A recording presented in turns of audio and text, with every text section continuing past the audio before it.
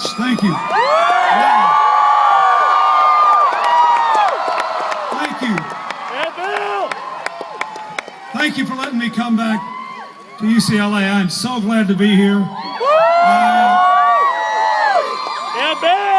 I want to thank my very good friend, Mayor Villagrosa, for being here, for bringing us on, and for giving my foundation a chance to work with the city of Los Angeles to put up thousands of LED street lights that create new jobs in America and reduce greenhouse gas emissions and prove it is good economics to fight global warming.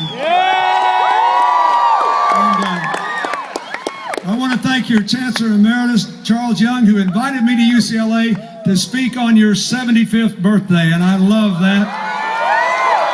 Look, folks, California's been good to me, and for that I am grateful, and good to my family. And when I started this election season, I never dreamed that I would wind up being as active as I was. I sort of was compelled to get out a little bit because now I'm the only person in my family that can campaign. The Secretary of State and the Secretary of Defense are not permitted to engage in electoral politics.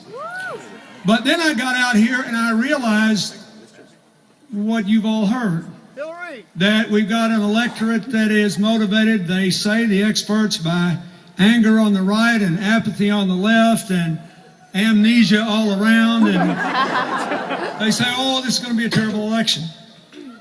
And my gut is it won't be if people are thinking. So I asked Jerry and Gavin for permission to do this because I want to put their race in the context of the national political climate and what's going on. Because both the state and the federal issues are important to the students here.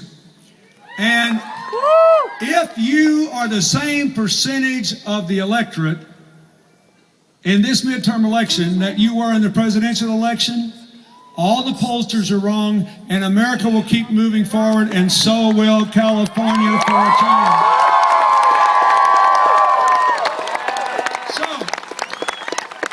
What you have in America is a tale of two stories, which you see played out in California. The Republican story goes something like this.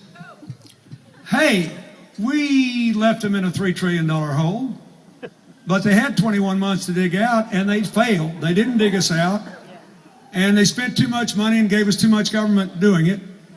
There's probably a little bit of a socialist predilection among the president and the members of Congress. And the same thing is true in every important state race in America. So put us back in. That's about what they're saying, isn't it? Okay, so the Democratic story is, well, we were in a big hole and we couldn't get you out in 21 months, but we did stop digging. And we're moving out of this because we're focused on the future, dealing with the big things. And all we're asking for is 2 more years. You gave them 8 years to dig the hole. You at least ought to give us 4 years to get out of it. Yeah.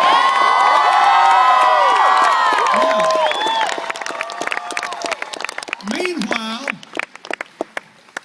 no matter who governs Congress and what happens with the White House and the policy, it will matter enormously who the leaders of California are. Because you've had special burdens with your budget. You've had a crushing blow for years to education, beginning with kindergarten and going all through your universities. And yet you have more potential than any place on earth. It matters. So let me just tell you what I think about the national stuff and how it affects California. And talk a little bit about these two men, both of whom I know very, very well. So how do you know which story is right? One thing that I want to recommend, since we're in football season, is for you to think about it. Now, when we care about something in America that's really important to us, like football, we know the facts. I bet there are hundreds of men and women in this crowd that can go through all the details of that Texas game. Right? I mean, you remember, right? Because we care. It's important. But when something doesn't amount to a hill of beans, like the economic future of our children and the state of the current economy and how we're going to get out of it and what America looks like, we say, oh, don't bother me, I got my mind made up. I am mad and I know what I have to do. So essentially what the Republicans are saying is, okay, we coached you to several seasons where we were 2-9. And Barack Obama, he's been there for 21 months and he hadn't won the national championship yet. He's only going to be about 7-5, so throw him out, put the 2-9 coaches back in. We'll call the same plays on steroids. Now that's what it is. How are you supposed to know? Look, we can all have fun and I could tell you Tea Party stories till the cows come home. But I want to talk about your future. I've lived my life.